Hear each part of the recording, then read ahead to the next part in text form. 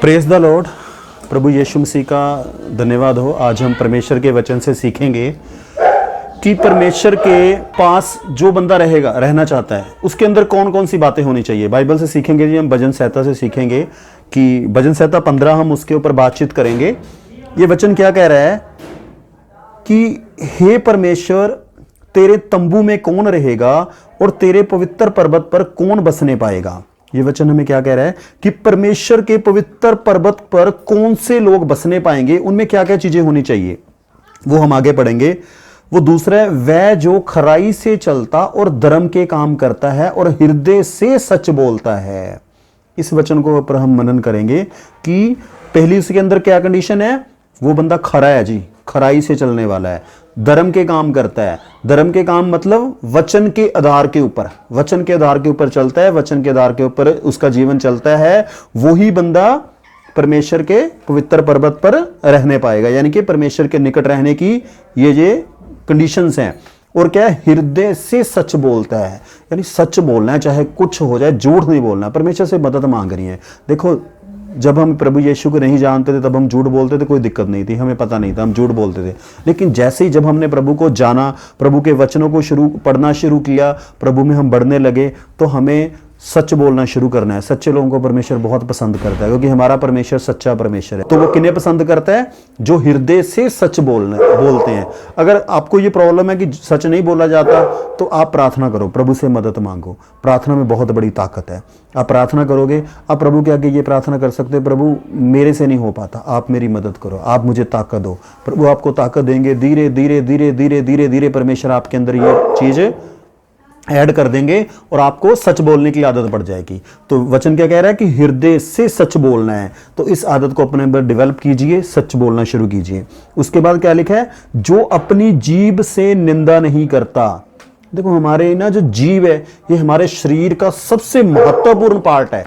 सारा कुछ इसके ऊपर टिका हुआ है। तो हमें अपने मुंह से निंदा नहीं करनी। ये बड़ा मुश्किल काम है। आज का जो संसार, जिस संसार में हम रहते हैं ना, चारों तरफ हमें एक ही सुनती है, निंदा, बुराई, लड़ाई, झगड़ा। आप YouTube पे देखो, डिजिटल माध्यम पे देखो, आप टेलीविजन में देखो, बस वही है, लड़ाई, झगड़ा, निंदा। और लोगों को ये सुनना बड़ा पसंद है और लोगों को ये बोलना बड़ा पसंद है। लेकिन हम प्रभु के लोग हैं, हमें प्रभु से ताकत मांगनी है, हमें प्रभु से मदद मांगनी है कि प्रभु हमारी मदद कर, हम दूसरे लोगों की निंदा ना कर सकें। क्योंकि जो इंसान है वो परमेश्वर के स्वरूप में रचा है। तो हमें इस बात का ध्यान रखना है कि हमें किसी की भी निंदा नहीं करनी, खुद की भी निंदा नहीं करनी। ये नहीं कि अपने आप को कोसते रहो। मैंने कई लोगों को देखा, वो अपने बारे में बड़े बुरे बुरे विचार बोलते हैं, अपने बारे में बहुत उल्टा सीधा बोलते हैं। उनके परिवार वालों ने बचपन में उन्हें बातें बोली थी, वो आज तक नहीं उन्हें बोलती। वो आज भी उन बातों में अटके हुए हैं। बचपन में परिवार ने बोल दिया, तुम निकम्मे हो, तुम जीवन में कुछ नहीं कर पाओगे। उन्होंने ना उन वचनों को आज तक संभाल के रखा हुआ है। उन गलत बातों को आज तक उनका पीछा नहीं छोड़ा उनका। वो आज भी उन्हें लगता है मैं तो बेवकूफ हूं, मैं जीवन में कुछ कर नहीं सकता। प्रभु का धन्यवाद हो, परमेश्वर ने मुझे इन बातों से निकाल दिया है। मुझे भी जब मैं छोटा था, लोग मुझे बोलते थे, इसे चलना नहीं आता, इसे बोलना नहीं आता, इसे कपड़े नहीं पहनने आते। मेरे बारे में लोग ऐसी ऐसी बातें बोलते थे। लेकिन प्रभु का धन्यवाद हो, प्रभु के वचनों ने आज वो सारा डाटा डिलीट कर दिया है। अब आज मैं ये नहीं सोचता कि लोग मेरे बारे में क्या बोलते हैं। मैं देखता हूँ प्रभु मेरे से प्यार करता है। बस मैं जैसा भी हूँ, प्रभु ने मुझे बनाया है, प्रभु मुझसे प्यार करता है। तो हमें अपने मुंह से लोगों की निंदा नहीं करनी है। इस वचन को ना लगातार आप 20 दिन पढ़ो, आप देखोगे इसका रिजल्ट आपको नजर आएगा। जब लगातार 20 दिन पढ़ोगे ना, तो आप देखोगे जब आप बुराई करने लगोगे, ये वचन आपके सामने आ जाएगा। ये मैंने किया हुआ है, मैंने लगातार इसको पढ़ा। जब मैं लगातार पढ़ा ना, जब मैं किसी की बुराई करने लगता, मेरे मुंह से ये वचन आ जाता था कि किसी की निंदा नहीं करनी है, तो मैं उसी टाइम रुक जाता था। तो ऐसे ही आप इस वचन को जरूर पढ़ो। भजन संहिता 15 पूरा पढ़ो, रोज पढ़ो, ताकि ये आपके जीवन का हिस्सा बन जाए कि अपनी जीभ से हमने किसी की निंदा नहीं करनी है। देखो, इसमें समय लगेगा, धीरे धीरे धीरे धीरे इसमें टाइम लगेगा। धीरे धीरे ये वचन आपके जीवन का हिस्सा बन जाएगा। लेकिन बनेगा तब अगर आप इसे लगातार पढ़ोगे। तो अपनी जीभ से मैं निंदा नहीं करनी, और ना अपने मित्र की बुराई करता है, और अपने मित्र की हमें बुराई भी नहीं करनी। यहाँ मित्र पे देखो सभी लोग आ गए, परिवार के लोग, आप जिनके साथ काम करते हो, आपके फ्रेंड सर्कल के लोग हो गए, तो उन सब की हमने बिल्कुल भी बुराई नहीं करनी। देखो, ये जो दिमाग है ना, हम प्रभु ने हमें दिया, बड़ा पावरफुल है। आप इसको जिधर लगा दोगे, ये उधर ही काम करना शुरू कर देगा।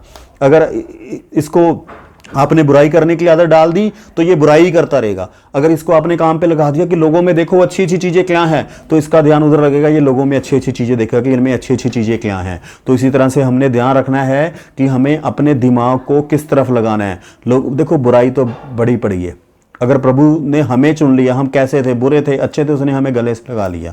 अगर वो देखता कि ये तो बुरे लोग हैं जी, पापी लोग हैं, उसने हमारे पापों के लिए लहू बहा दिया। प्रभु यीशु मसीह ने हमारे पापों के लिए लहू बहा दिया। उसने खुद कहा है कि मैं पापियों के लिए आया हूँ, धर्मियों के लिए नहीं आया हूँ।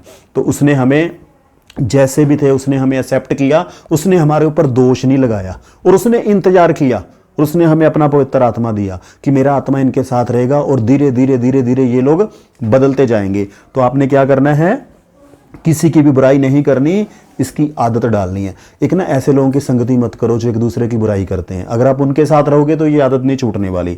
तो ऐसे लोगों से दूर रहो। और ना अपने पड़ोसी की निंदा सुनता है, हमें किसी की बुराई सुननी भी नहीं है। अगर हमारे पास कोई ऐसे लोग हैं ना जो दूसरों की बुराई करते हैं, उनको छोड़ दो, उनसे बातचीत करनी छोड़ दो। और कोई बुराई करे उनको बोलो भाई मेरे सामने मत करे यार। ये चीज़ करी है कि मैं ऐसे लोगों के साथ खड़ते नहीं, मैंने धीरे धीरे धीरे सब लोगों को छोड़ दिया। मैं ज़्यादा किससे बातचीत नहीं करता, मैं कम मतलब की बात करता हूँ। और जो बुराई करते हैं उनके साथ तो मैं खड़ा भी नहीं होता। मैं कहता हूँ मैं अपना समय बचा के रखूँ, इस समय को सही जगह पे इन्वेस्ट करूँ, सही जगह पे मैं काम करूँ। तो इसलिए ध्यान रखिए, ना हमें ऐसे लोगों की के साथ संगति करनी है जो दूसरों की बुराई करते हैं, उनसे हमें दूर ही रहना है। देखो ये वचन के ऊपर ना हमें चलना है।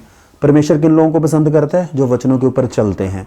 आप सुनते हो बहुत अच्छी बात है, आप बाइबल पढ़ते हो उससे भी अच्छी बात है, लेकिन अगर आप चलोगे तो ये परमेश्वर को ज़्यादा अच्छा लगता है कि मेरे बच्चे मेरे वचनों के ऊपर चलते हैं। देखो बाइबल पढ़ने लिए, इसको पढ़ के कुछ बेनिफिट नहीं होने वाला। आप सोचो इसको पढ़ोगे नहीं, पढ़ने के बाद जब आप इन वचनों के ऊपर चलोगे ना तो आपके जीवन में बेनिफिट मिलेगा। तो हमें प्रैक्टिकल बनना है, कर्म करने वाले। बाइबल कहती है कि कर्म करने वालों को परमेश्वर पसंद करता है, एक्शन लेने वालों को। तो आप बाइबल पढ़ो और उसके मुताबिक जीवन जीना शुरू करो। देखो संसार के लोग आपको मना करेंगे कि नहीं वचनों के ऊपर चलने से नुकसान होगा, लेकिन परमेश्वर के वचनों के ऊपर चलने से आपका जीवन और बेहतर हो जाएगा, आप बहुत सारे नुकसानों से बच जाओगे। तो इसलिए इस बात का ध्यान रखना है, हमें ऐसे लोगों से दूर रहना है जो पड़ोसी की निंदा करते हैं, तो हमें सुननी भी नहीं है। वह जिसकी दृष्टि में निकम्मा मनुष्य तुच्छ है और जो यहोवा के डरवैयों का आदर करता है। अब यहाँ क्या आ गया, जो निकम्मे मनुष्य हैं उनसे आप दूर रहो, उनके लिए प्रार्थना करो प्रभु इनके ऊपर दया करे, बुद्धि दे, लेकिन उनकी संगति मत करो। मैंने देखा है कुछ लोगों को ना जो प्रभु के वचनों के ऊपर नहीं चलते, एक तो उनको गुस्सा बहुत आता है, दूसरा वो ना प्रेशर बड़ा डालता है, वो आपके ऊपर प्रेशर डालेगा, जबरदस्ती आपसे कुछ उल्टा सीधा करवाने के लिए आपके ऊपर प्रेशर डालेगा। तो ऐसे लोगों से ना हमें बच के रहना है कि जो जिनके पास वचन नहीं है उनकी संगति कम करो। वो ऐसा प्रेशर डालेंगे कि जबरदस्ती आपसे उल्टा सीधा काम करवाने के लिए बोलेंगे। और हम प्रभु किनको पसंद करता है, जो यहोवा के डरवैयों का आदर करता है। जो प्रभु के लोग हैं ना, प्रभु के अच्छे लोग हैं, प्रभु के वचनों के ऊपर चलते हैं, जिनका जीवन प्रभु के वचनों के मुताबिक है, अच्छे हैं, सच्चे हैं, उनकी रिस्पेक्ट करो, उनके साथ संगति करो, ताकि धीरे धीरे आप भी उनके साथ रह पाओ। मुझे याद है प्रभु ने मुझे बहुत अच्छे लोग दिए जिनके साथ मैंने प्रार्थना करी। प्रभु ने एक मुझे पास्टर जी थे, वो उनके साथ में बहुत समय मैंने रहा हूँ, तो उनसे बहुत चीज़ें सीखने को मिली। उनके साथ मैंने समय व्यतीत किया, उनके साथ हमने प्रार्थना करी, सारा सारा दिन हम प्रार्थना करते थे, प्रभु के साथ समय व्यतीत करते थे। तो ऐसे उनकी रिस्पेक्ट करो, आदर करो। और अगर आपके पास ऐसे लोग हैं ना जो प्रार्थना करने वाले, मैं कहता हूँ प्रभु का धन्यवाद करो। वो बहुत, मैं कहता हूँ भाग्यशाली हैं, इस वर्ड को मैं इस्तेमाल कर रहा हूँ कि जिनके पास ऐसे लोग हैं जो उनके साथ मिलकर प्रार्थना करते हैं। तो प्रभु का धन्यवाद किया करो कि आपके पास एक अच्छी टीम है, प्रार्थना करने वाले लोग हैं, अच्छे लोग हैं, जिनके पास परमेश्वर का वचन है, जिनसे कुछ सीखने को मिलता है, जो आपको प्रभु का वचन बताते हैं। तो उसके लिए प्रभु का धन्यवाद होना चाहिए। तो उनको रिस्पेक्ट दो। ये लोग कब तक आपके जीवन में आपको नहीं पता, कब ये आपसे अलग हो जाएंगे ये नहीं पता। मैं अब कई बार सोचता हूँ, मुझे प्रभु ने बहुत अच्छे अच्छे टीचर्स दिए जिन्होंने मुझे परमेश्वर का वचन सिखाया। वो एक टाइम था जब मैं उनसे सीखने जाता था, मैं उनके साथ बैठता था, संगति करता था, वो प्रभु की बातें करते थे, प्रभु के वचनों के गहरे भेद बताते थे। लेकिन आज वो लोग मुझे नहीं मिलते। आज मैं मिस करता हूँ उनको कि प्रभु वो लोग आज बहुत दूर हो गए हैं। एक समय था जब परमेश्वर ने मुझे दिया। तो इस तरह से अगर ऐसे अच्छे लोग आपको मिलते हैं जो प्रभु के वचन पे चलने वाले हैं, तो प्रभु का धन्यवाद करो और उनको रिस्पेक्ट दो और उनके साथ बने रहो, ताकि आपका आत्मिक लेवल मजबूत हो जाए, आत्मिक लेवल इंक्रीज हो। उसके बाद परमेश्वर किनको पसंद करता है, जो शपथ खाकर बदलता नहीं, चाहे हानि उठानी पड़े। मतलब परमेश्वर उस बंदे को पसंद करता है जिसने जुबान कर दी और जुबान करने के बाद वो उसके ऊपर टिका हुआ है। वो बदल नहीं रहा, चेंज नहीं हो रहा, परमेश्वर उसको पसंद करता है। वैसे बाइबल, नए नियम में बाइबल मना करती है कि हमें शपथ नहीं खानी, लेकिन इसको हम इस तरह से समझेंगे कि हमने कोई कमिटमेंट कर दी किसी से, तो हम उसमें हमें बदलना नहीं है। परमेश्वर ये चीज चाहता है। उसके बाद क्या है, जो अपना रुपया ब्याज पर नहीं देता। देखो परमेश्वर क्लियर कट कंडीशन दे रहे हैं कि आपने ब्याज के ऊपर पैसा नहीं देना।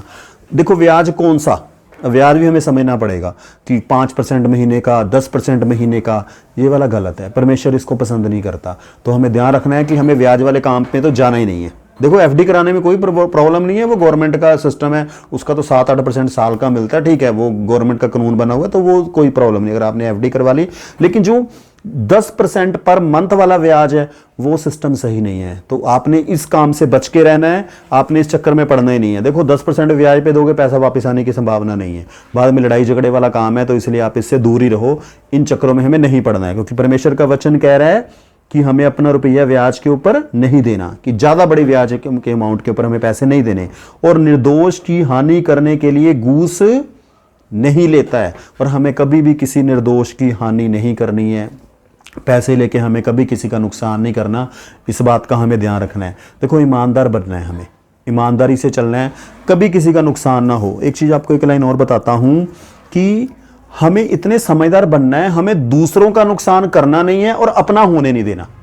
हमारे पास इतना ज्ञान होना चाहिए, इतने इंटेलिजेंट बनना है हमें कि हम किसी का नुकसान नहीं करेंगे और ना अपना होने देंगे। दोनों बातों का आपने ध्यान रखना है।